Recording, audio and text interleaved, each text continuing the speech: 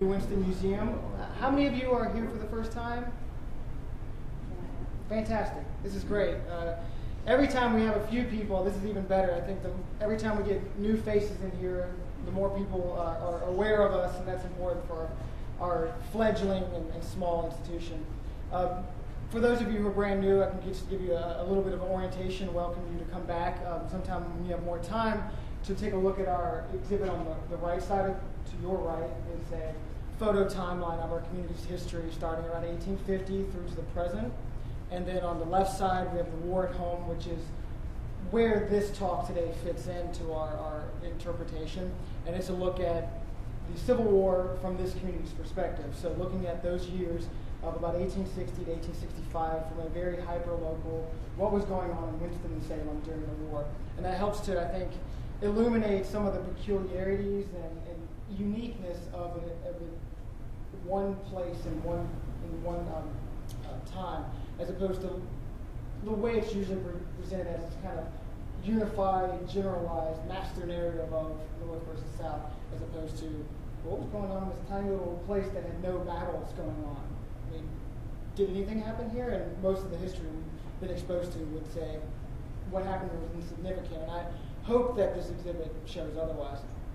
This exhibit will be up until the end of June, at which time we'll take it down. We'll have a little bit of an interim period, and then in September we're going to be opening this gallery is going to be completely redesigned by a design and production student from the UNC School of the Arts in honor of their 50th anniversary. So we're going to have about a 9-month exhibit with programming and all sorts of fun stuff for their 50th. So we're really excited about that as well. For our programming, we have this today, and then the next War at Home related talk we have will be in April with Doug Butler, who is a physician but also a researcher and historian in North Carolina. And he's written a book on all of the Civil War monuments in North Carolina. And beyond just being a survey of this is here, he actually takes a look at when they were created, what is going on politically and culturally that changes how we memorialize the Civil War from about 1870 through early 20th century. And his presentation will help to shed some light on that, which I think is a really fascinating thing that we don't often consider, how what's going on in our current time, how does that affect how we remember the past. So that's what that's going to focus on. So I'll introduce our speaker today. Phyllis Hoots is a native of Forsyth County and can trace her family back to the area's earliest settlers.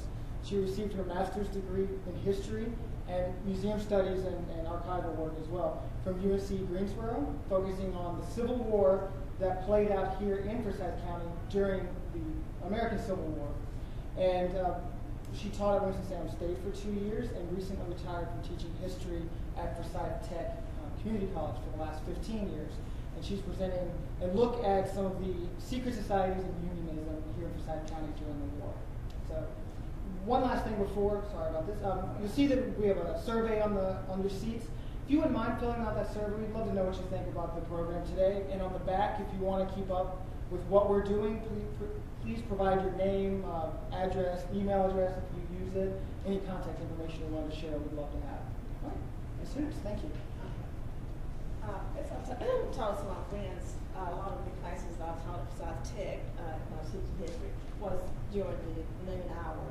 And because I told them, they used to give me 8 o'clock classes. I said, don't you dare give me 8 o'clock classes, because I don't get up at 8 o'clock. I'm older, and I don't need to get up there anymore. But, of course, during the noon hour, I tell my students, I said, ignore your growling stomach, because I'm ignoring mine, So I know that some of you may have growling stomachs, and so don't worry about it. And, as Chris mentioned, a colleague of mine, Judy Cardwell and I, are doing a study on town fort settlement. And that, of course, is up there in the Germantown area, and we've been doing that for a number of years. We have a website. She has done a lot of genealogical, other kind of work. She's just been doing great work, and I have written stuff, and I want to look at it scholarly and compare it to, of course, Salem, of course, which came, the Moravians came at the same time period.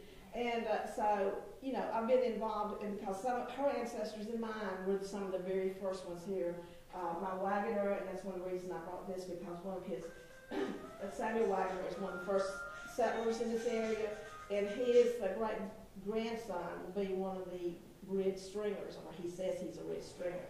And so Wagoner came from Virginia, Essex County, his whole family, and I traced them back to the mid-1600s. So he bought land down in around the Germantown area around 1760. He becomes a commissioner of Germantown when it is formed in 1790.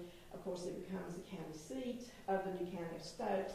And of course, he is also involved with Joseph Winston, because Joseph Winston comes from Town Fork.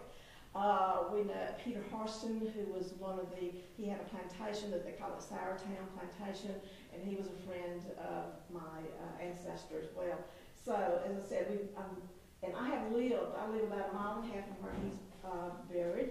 My mother's people are from down eastern North Carolina, but my father's family has been here, and I've been in the area, and it's a wonderful history. And I have another relative here, Virginia Southern, and because we do family genealogy together and so forth. But anyway, so I have been very interested, have heard stories, have heard things, because before we had all these thingies, technological thingies, we used to sit and listen to stories. I did as a tiny child, and I was very interested. I guess that's why I got interested in history.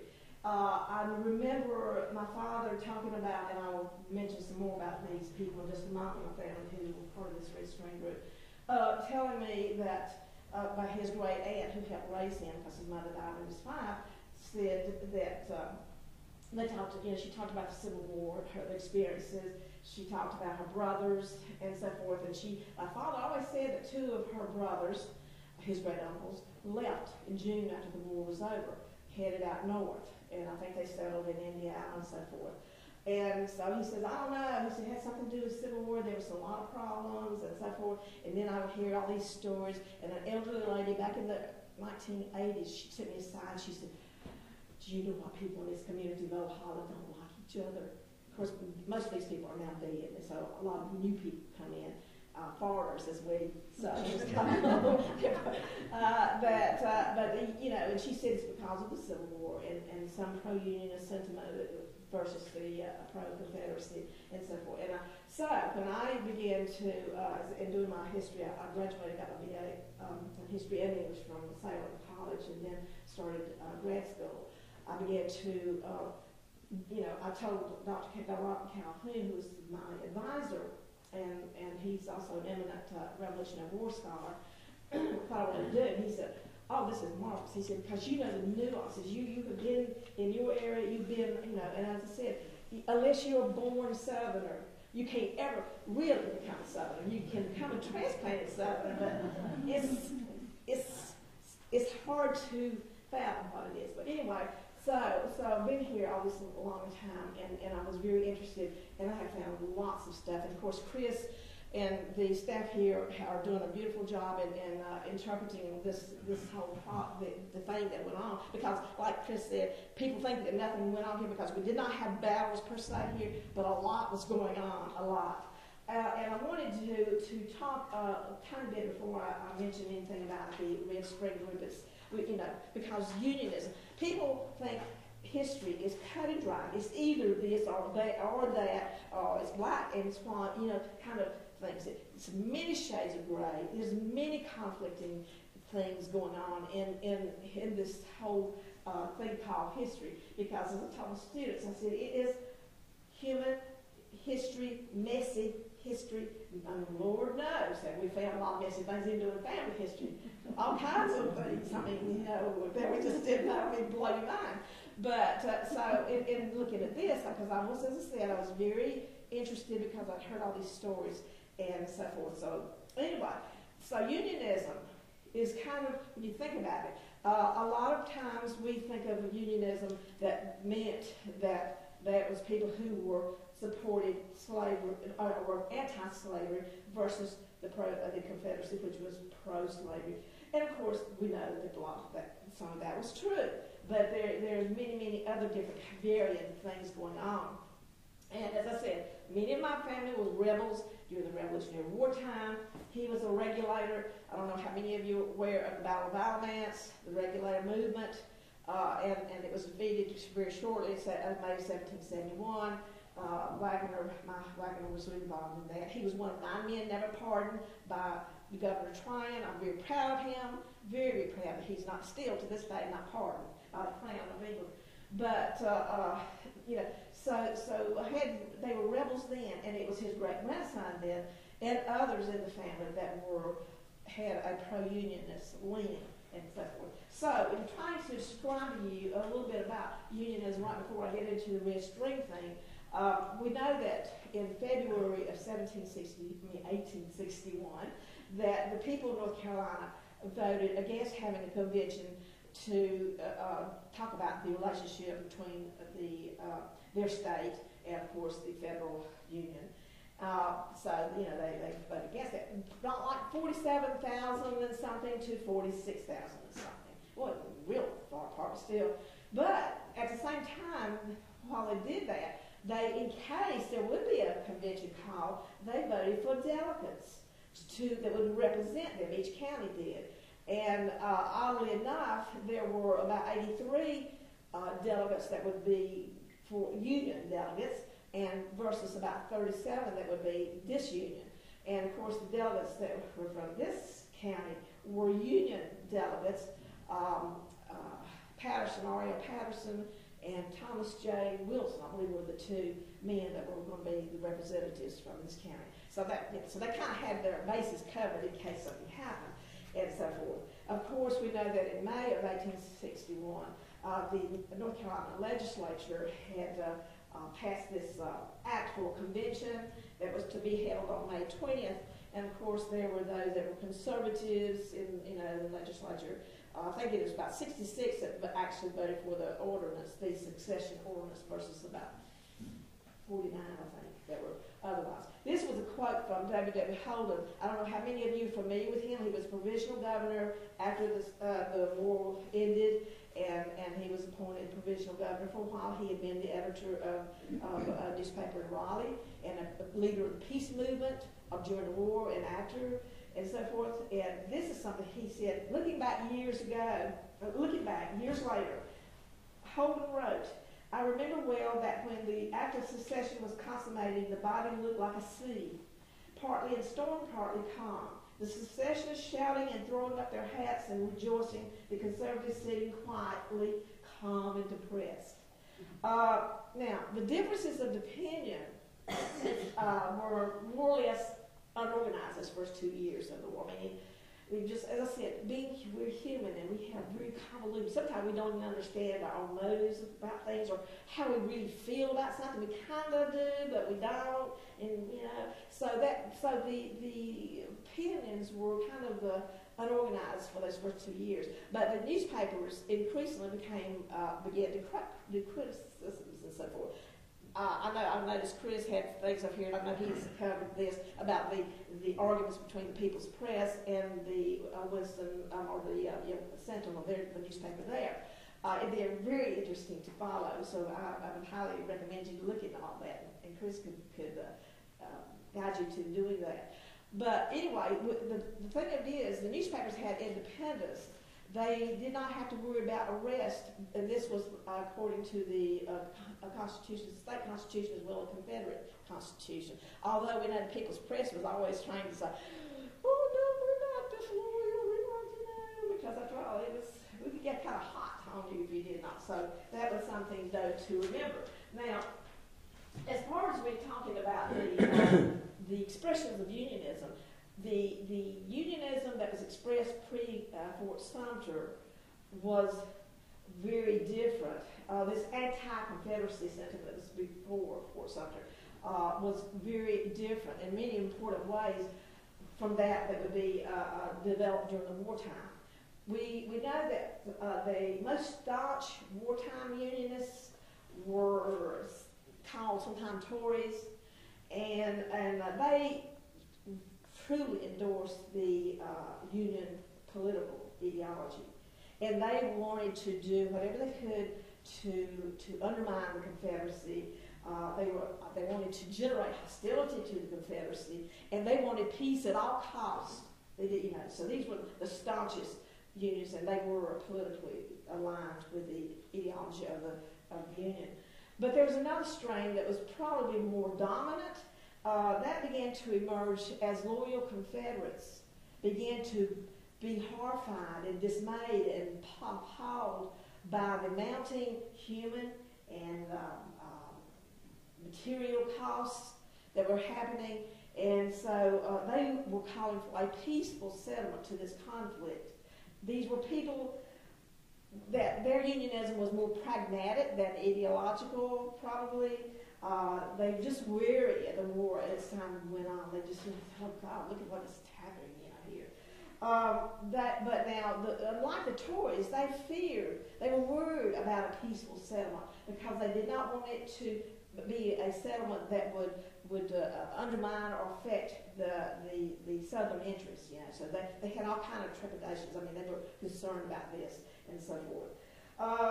And we all know that there were the religious dissenters, there were the pacifists, people who did not want to be in war, so we had all those as well.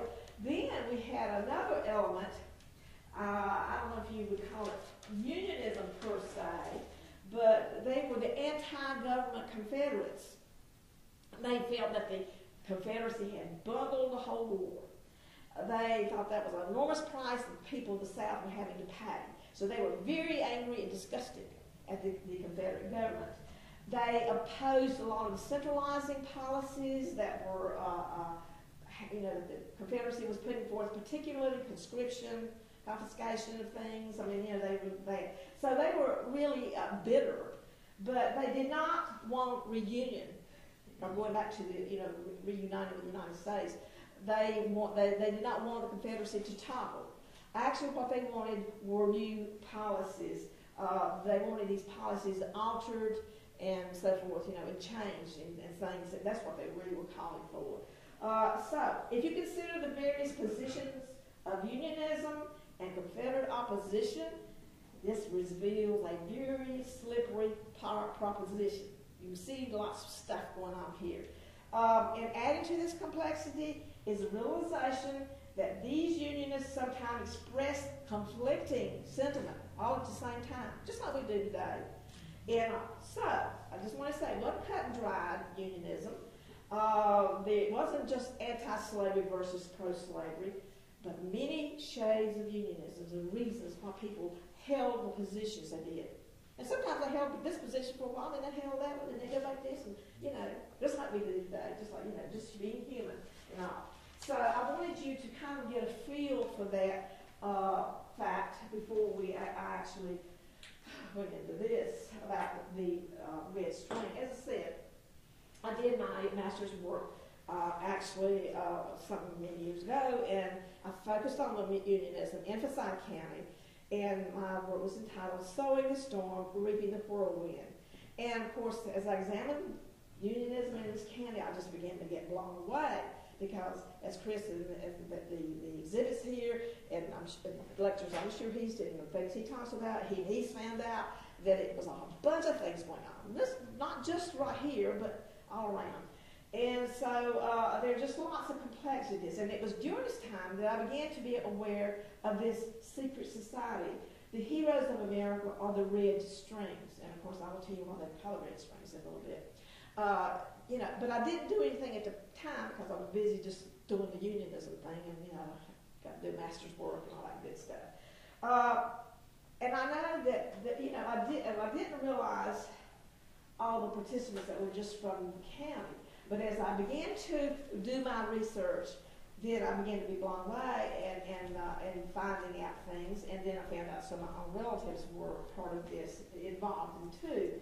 As I said, I want you to keep in mind my Wagoners. I'm going to mention Spencer Wagoner in a few minutes. Of course, this is his ancestor, the old regulator, whose family goes back to, and this is the family model, goes back to the 1600s, and to Essex. Now this is where he's buried, and I think back there is Essex County. That's Virginia is where I came from originally. So that was kind of interesting. I have here photos, these are the people of the family. And of course, Virginia's well aware because her husband is related to these people too. And I wanted to just mention that this is my Aunt Lily Marshall, the one I mentioned that helped raise my dad, and it will be her brothers and uncles and so forth that are involved in things. Now, I just wanted to say her father, William Marshall, was a prosperous farmer in Forsyth County before the war. He wasn't rich, and the Wagoners. So as I said, Spencer Wagner's going to say he's a Red String Unionist man, but his family owned slaves, probably about 10. Some of those were these. They inherited the family. I do know from what I hear from cousins, from my father, and so forth, that actually a cousin is now dead. She'd be around 100 or something now. But she told me, and I was surprised. She said, I used to go in like the 1915, 1920 or so. She said, I would go visit. She said, because Aunt Lou, the 3 or 4 slaves they had, the family worked alongside of them in the fields, in the whatever, because they were not sitting on the porch fanning themselves like a lot of people have this image, because in particular, maybe the very wealthy, but not most people that did not have any. Anyway, Aunt Lou, years later, and I don't know how many of you are familiar with Old Wool Hall Road, but that's close up in my neck of the woods, but this cousin told me, she said, I would go with Aunt Lou, this is in the 1920s, and she died in 1934, she was an old lady then. She said, we would go visit this black lady that was a former slave, that they grew up as girls together. She was born in 1948, Aunt Lou was. And she said she would pack big baskets full of food. She would bring quilts and stuff because this elderly black lady was kind of sickly, and Aunt Lou thought she was a country doctor, back in those days. And she would bring all kinds of goodies and stuff, and she said, I'd go with her. She said I went with her almost every time she went. And she said she'd knock on her door, and the lady would invite my aunt and great-great-aunt in. And she said they'd kiss each other on the cheek, and they'd talk and laugh and share food and all that. And she said, they reminisced when they were girls, reminisced during the war times and so forth. So there again, lots of complexities. Not everything cut and dry like we think they are, But anyway, this is my Aunt Lou, and this was her brother. He will eventually get his leg. He will be shot by the home guard, and they'll have to amputate his leg. She told my father all about that. This is Teddy Marshall. He will be up in age. He was born in 1812, so he's up in age somewhat when the war happens. And he will hide a lot of the deserters and some of the people who are trying to stay away from the Confederate Army and so forth. This is his brother-in-law. He's the one. There's lots of things about him. This is the one that went out and was one of the ones. He's Joseph Wagner Marshall. He lights out 2 months after the war's over. He lights out to Indiana and so forth. There is my great-grandfather Robertson. William Henry Robertson. He actually was. He fought in the Civil War. He was a Confederate soldier. He was captured at Hatcher's Run outside of Petersburg on April the 2nd of 1865, right before the war ended. And I always told my dad, I said, he was a Ziggy. Bless his heart, he was captured. Here he was, and he was taken to Hart Island, New York. They had opened that as a prisoner of war camp, and he was there for 2 months or over. And of course, they had to sign the loyalty oath. In that length of time, when he was up there, about 300 Confederate POWs died. And when he was released, he had to walk home from New York, all the way here to Forsyth County. I had his pension records and so forth, and he never was very healthy. But interestingly enough, this is what's so funny about this. When my daddy's mother dies, and he's 5, and Aunt Lou, she's never married. She comes in to help raise. She's already raised some bunches of children already, and she comes in to help raise children. Well, the old Civil War vet is living in the household with, that's my grandfather's father. He knows it because he knows what he'd been through. Matter of fact, I don't know how many of you are transplants from the north, but he said, Well, my daddy said, hey, I remember because my daddy was 10 when he died. He says, if I thought I had a bit of damn Yankee blood in me, I'd take this knife and cut it down. He'd just get all shaky and back off and hold it, because he was so. But he would gone through an awful lot, and so forth. But anyway, so as you can imagine with that kind of sentiment, and then he has this lady here living in the household, and as you can see, she's kind of bossy. She was, like I said, a good woman, she was a good soul. But he knows that a lot of her brothers and uncles and so forth were part of this Red String anti-Confederate movement, and here he is, Civil War. So you can imagine things didn't go on too well in the household. So 50 years later, in some small way, this Civil War was continuing in my father's household. So they were both up in age, my great-great-aunt and my great-grandpapa, by 1920. And they get on each other's nerves. My daddy told me this, my aunt, my daddy's sisters, everybody told me what was going on between the two. For example, Aunt Lou got in her head that she was going to plant some grass seed in the yard. People used to have just dirt yards and so forth, and sweep them with a brush broom and so forth. Well, she wanted to be modern, and she wanted to plant some grass seed in the yard. Well, after she had carefully planted the seed, my great-grandpa, the war vet, come behind her, sweep all the seed up and throw it away. And my father said that when his pa would come home, he was a trolley conductor downtown in Winston-Salem. When he came home, Aunt Lou and Aunt Grandpa would be at it. And my grandpa would say, I sure wish you'd stop your bickering and fighting. I just wish y'all'd shut up. But they found everything to fight about. Great-grandpa's hand would holler and make an awful racket, and Aunt Lou would get mad and try to beat the stuffings out of it. That would make him then holler at her, and it went on and on and on. And now, okay, what's going on between these two? As I said, he's an old Confederate vet, and her three brothers, as I've got here, all of them, they either deserted from the Confederate Army or assisted deserters or both. And they all insisted they were Unionists. Several of these men, and this is how I found out. I don't know how many of you are familiar with the Southern Loyalist claims. Do you know what that is? Southern Loyalist claims. After the war, because we know the Stone Raiders detachment came through here, in April of 1865, Palmer, when they made their way to Salem. They came down through Danbury, came through Germany, and came on down. And as they stopped, they were stopping, and they were taking horses, they were taking this, and they'd go in these depositions, they were in the households and taking this, and sugar, this, and hams, and blah, blah, blah, blah. One deserter, he was hiding behind a tree, because he'd been hiding out for so long, and he saw the Union soldiers. He said, well, should I climb out behind this tree and join them? And he said, well, no, I don't know. And so, but he saw going in his house getting all the stuff out of it. Well, after the war was over, the federal government said, of course, we were occupied, the South was occupied, of course, by that time, Holden would come as the provisional government. But the United States government says, okay, if they had this commission appointed, this Southern Loyalty Claim Commission in 1871, and they said, if you could prove, if you have, and you're going to bring witnesses to say that you were loyal to the United States government during the war, and Union soldiers took things from you, you can be compensated for that. You can put in a claim.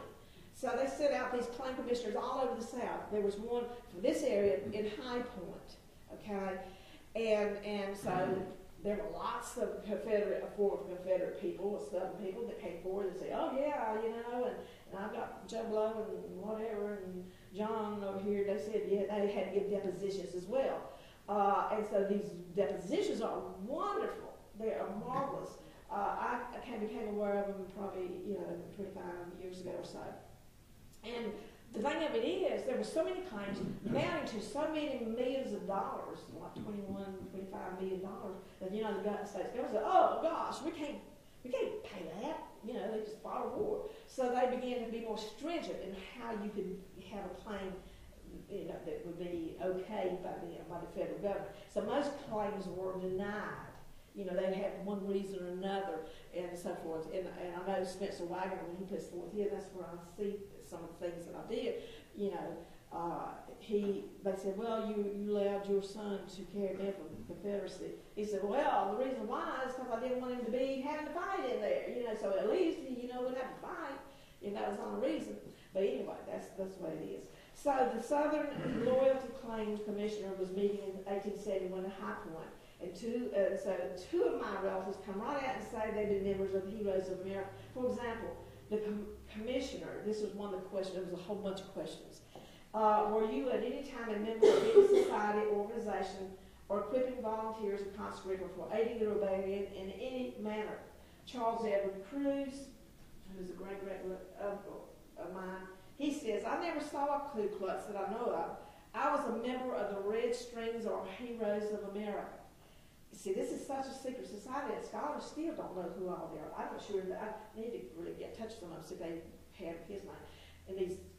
And he says, I was a member of the Red Strings or Heroes of America. I never knew them to be guilty of anything wrong. I sympathized with the Union cause. I was an old Whig before the war. Spencer Wagner, the great-grandson of this guy, he says, I was threatened. Do not recollect that I was threatened to my face. I fed my neighbors that were lying out. I fed numbers of them and kept them concealed. James Jones, Wesley Morris, and a young man named Idle. I hope we're talking about him again, too. I kept them concealed at my house for weeks. No, sir, not a bit of anything like the Ku Klux. I was initiated into the Order of the Red Strings. Reuben Cruz, who's married into my family, he said, I have been acquainted with the claimant, Spencer Wagner, for 25 years. He knew me to be a Union man, and he expressed himself to me freely in favor of the Union. He and I have been abused for our loyal sentiments. I have been abused for my sentiments since the war by the Ku Klux Klan. Okay, so just what was the Heroes of America or the Red String? It was a secret, underground, pro-unionist organization, often called the Red Strings because they would take a piece of red string and they wear it in their lapel, hooking it in other people who were members know what that was about. They would sometimes put it on the door or window frame or something like that, which would serve as a secret sign of membership. There were militant unionists, deserters, draft dodgers, sometimes slaves and some free blacks. This secret society existed in North Carolina, Virginia, West Virginia, Tennessee, the District of Columbia, and possibly other states during the war. What was his main mission? It was to protect his members from Confederate authorities. It provided members that had need with food and other necessities. It maintained an underground railroad on which members could be spirited to Union lines. They encouraged disloyalty on the home front, desertion in the ranks of the Confederate Army. They fostered the formation of armed anti-Confederate guerrilla units. They provided military intelligence to the federal troops. They promoted class conflict in the Confederacy by inducing the poor to join. They promised them, they said, how after the war, you will get some of the property, the wealthy planters. The Union of America was dedicated to the overthrow of the Confederacy. That was its main mission, I guess. There have been scholars who have researched this and said that it's a mistake to ignore the role of this organization that eventually counted maybe 10,000 members in North Carolina that played an active part not only in resisting the Confederacy, but also played a part in wartime and Reconstruction politics in North Carolina. There were some other secret societies throughout the South, of the Confederate South, but this was one of the main ones and most well known, and so forth. They said that probably this order reflected, according to scholars, reflected all kinds of classes of North Carolina society. You got, like I say, small farmer element. You have some gentry. You have white working class, particularly around the Raleigh area, that would be involved in this. And it's been assumed that because the Heroes of America Red Strings supported the peace movement, which, as I said, was led by William Holden. He was editor of the North Carolina Standard in Raleigh. So because they supported them, a lot of people think that they're synonymous, but they're not. It's just that the Heroes of America did do that. Now, these people are operating in secret. There's a lot of mystery surrounding their origins and activities, but the region that best holds claim for its beginning and birthplace, and where a lot of, I guess the epicenter of this whole movement is Davidson County, Forsyth County, Guilford County, and Randolph County. Okay? And the area that straddles it in these counties I just mentioned is the towns of Salem, Greensboro, Asheboro, and Lexington. Okay. Now, there were also activities and involvement because the Quaker Belt also involved this area as well as Surrey County, Yadkin County, Davie, Alamance, and Chatham. So this was the Quaker Belt, as we know, was a very unusual belt. I know probably many of you are familiar with the Quaker. Of course, we know Guilford College and the Quaker movement. There's a lot of Quakerism and Quaker movement up in Yadkin County, where my husband's family come from. The Quaker Belt was one of the most unusual features or areas of the antebellum South. It was strongly influenced culturally by the sizable Quaker population, and of course you had the Moravian community, which was a pacifist group of people too. So, and all of both the Quakers and the Moravians, of course we know the Moravians did have slaves. They didn't want to know that they did. But there was a lot of anti-slavery sentiment. We particularly know that it's true with the Quakers and so forth. We know about the New Garden settlement over there in Guilford County, and that, of course, where the Underground Railroad was, when a lot of former slaves were spirited to the north to try to escape. This Underground Railroad system will be used by the Red Strings. That's when I'm going to talk about the Underground Railroad, is what we're talking about. So, when North Carolina seceded from the Union and joined the Confederacy in May of 1861, there began to be quickly a resistance to the state and Confederate authorities in this area that I just mentioned. Okay, one Unionist, on hearing about the state secession, declared that the people of Guilford, Forsyth, Randolph, and adjoining counties are unshaken in their devotion to the Stars and Stripes. Reports quickly reached Raleigh that support for Abraham Lincoln and the Republican Party was persistent in the central Piedmont area of North Carolina. Actually, scholars think that the Heroes of America was probably formed sometime in 1861 in that area, but there's no doubt that there was Unionist movement from the very first weeks of the war starting, okay? And they said that Unionism was so strong in Randolph County and along its borders with Guilford and Davidson that there was locally organized home garden groups and that was, as I said, raised in May of 1861, right at the get-go.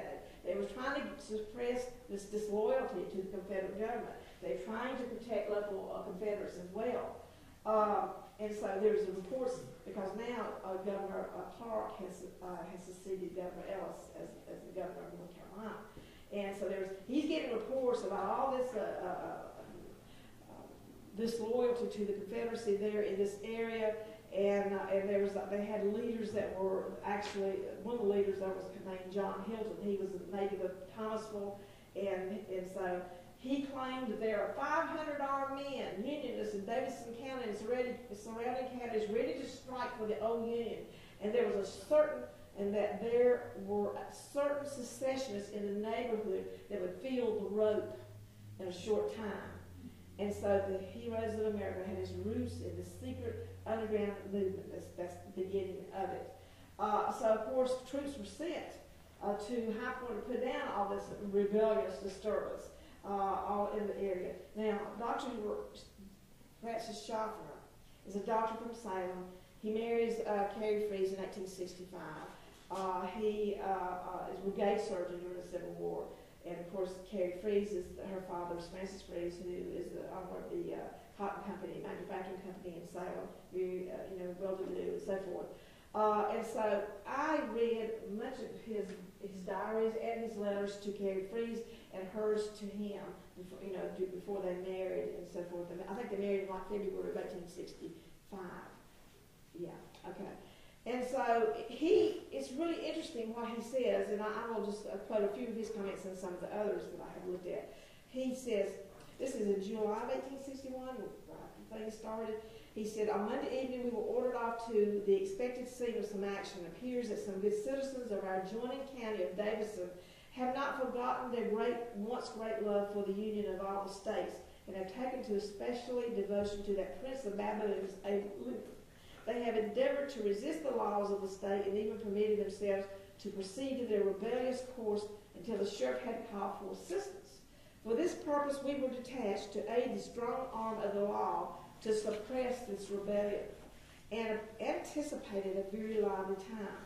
We were told that there existed a band of 75 strong, well-armed, and sustained by public opinion in Davidson County, that they were being supported. Our detachment of 100 men disembarked 2 miles aside of Lexington in the dark of night on the side of the most rugged hill.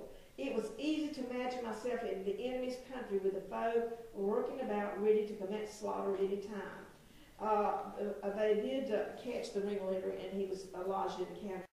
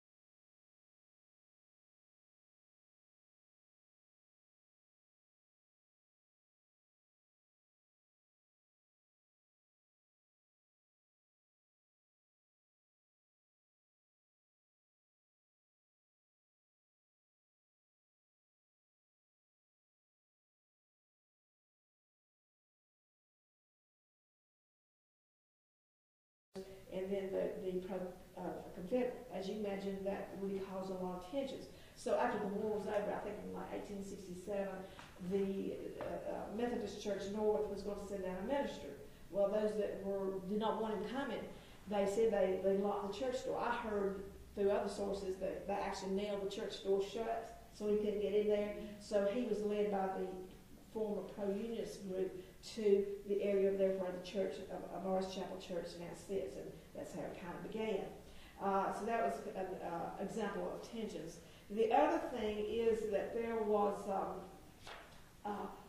the sheriff of this county during that time, Matthias Maston and others, who were accused of being pro-unionist and doing things with they may have been members of this secret society as well. So there was a fierce internal war ripping North Carolina apart. There was a war within a war. The last thing I wanted to mention is in the War of the Rebellion, the official records of the Union and Confederate Armies series I'm looking at Series 4, Volume 3, is a section of dispatches because the Confederate Secretary of War, James Seaton, wrote these dispatches to President Jefferson Davis.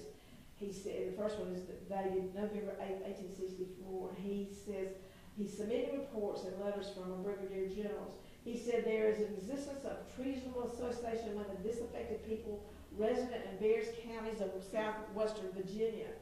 He says they're very pernicious, they're very formidable in their operations.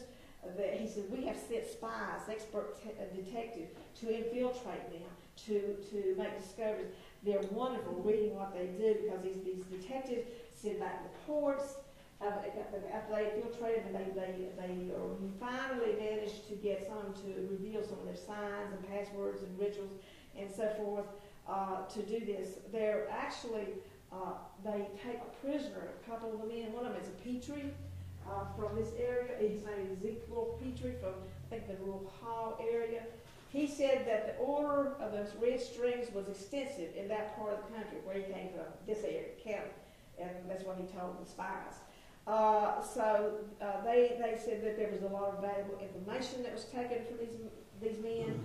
The Secretary of War was so worried about this because he said, hey, there are even partner regiments of the Army of Virginia and sheriffs and other officials that are part of this group and causing all kind of havoc.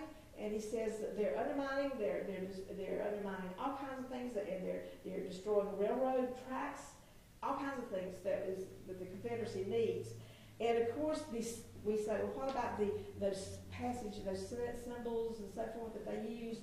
It says, an essential element in survival and expansion of the heroes of America was the secrecy with which it operated.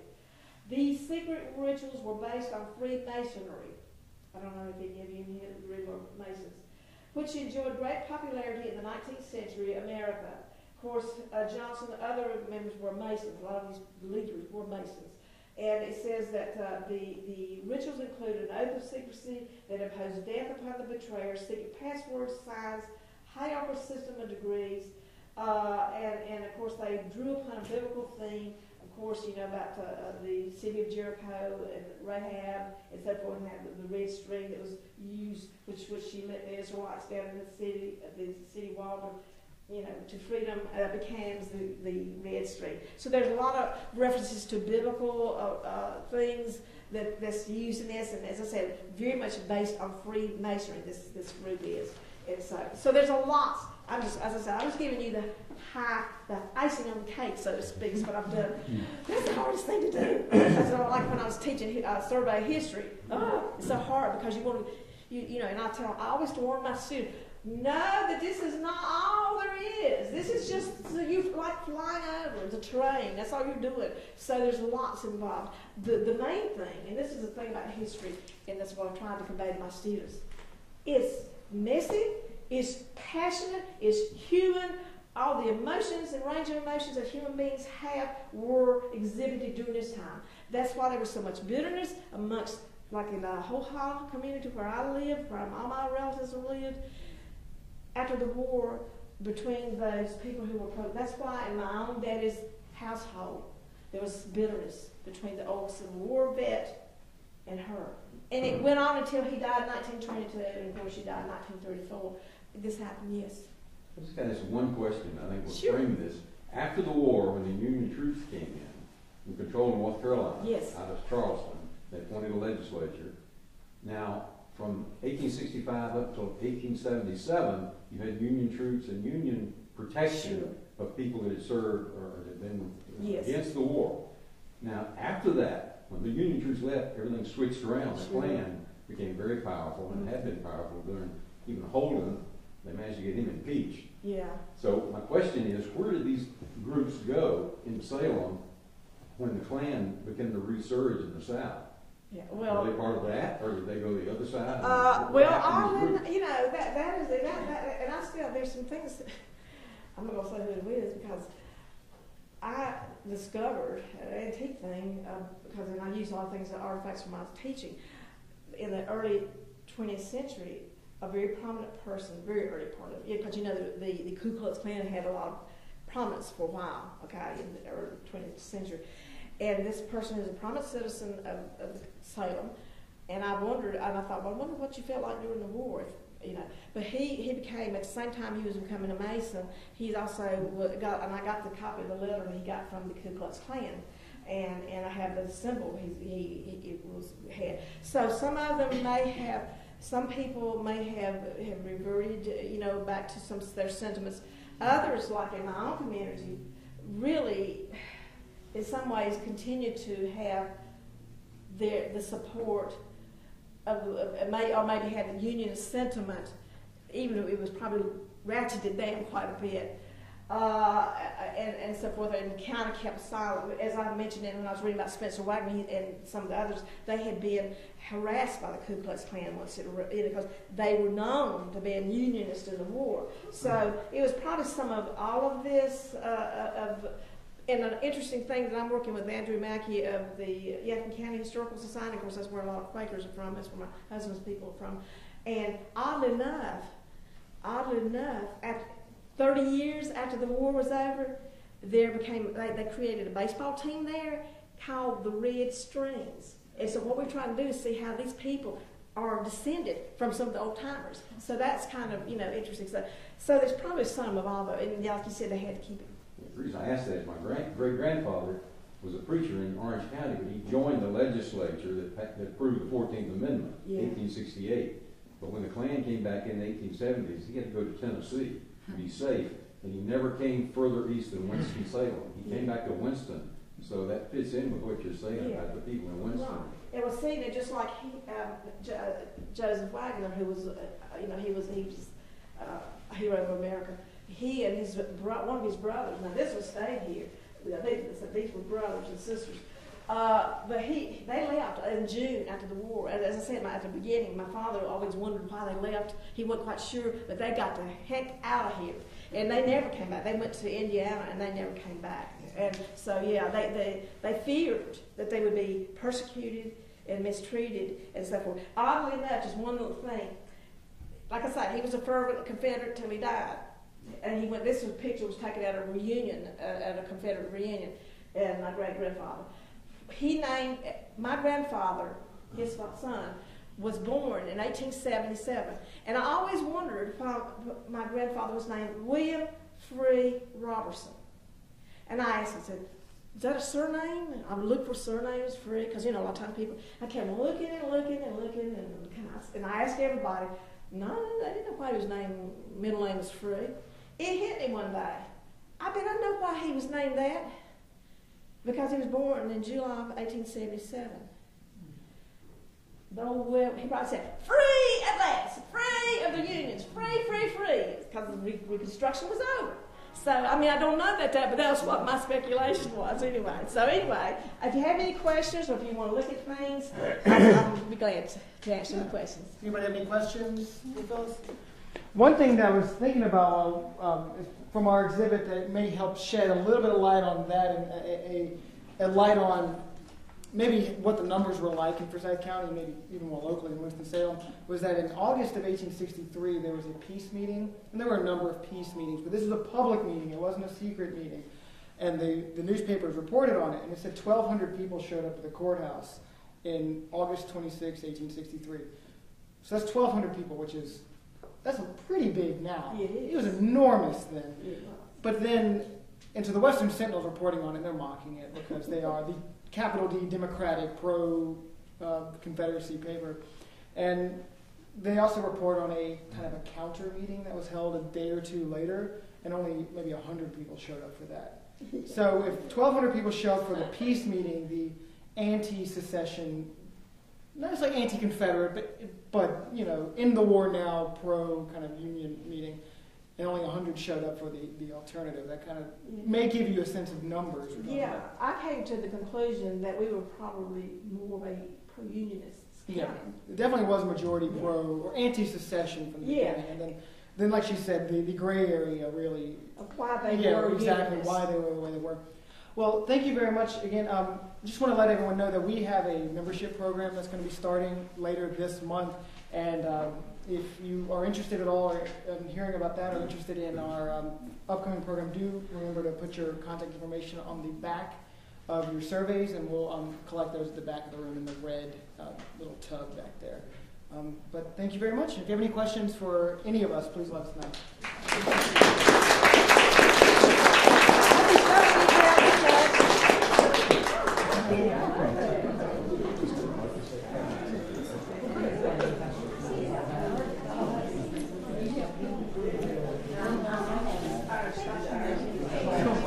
I have